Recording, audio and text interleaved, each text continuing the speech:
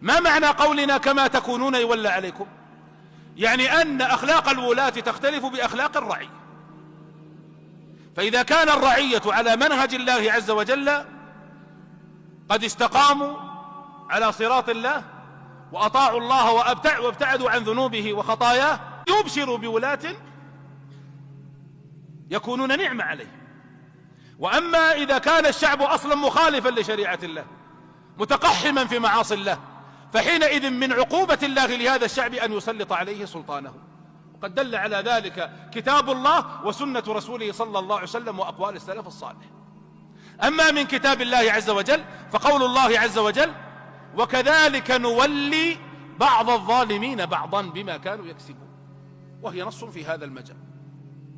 فالظالم يولى ظالم. لا تتصور أن الشعب سيكون ظالما ثم سيولى عليه رجل من أعدل الناس. فسنة الله الكونية لا تبديل لها ولا تحويل فيها.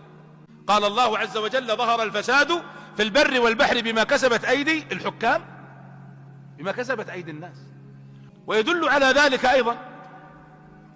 ذلك أيضا قول النبي صلى الله عليه وسلم: وما منع قوم زكاة أموالهم إلا ابتلوا بمنع القطر من السماء وجور السلطان. والحديث صحيح، وجور السلطان. فهم عصوا فسلط الله عز وجل عليهم السلطان الجائر. ويروى أن رجلا دخل على علي بن أبي طالب وقال: لقد كثرت الفتن والقلاقل في عصرك ولم تكن في عهد أبي بكر وعمر.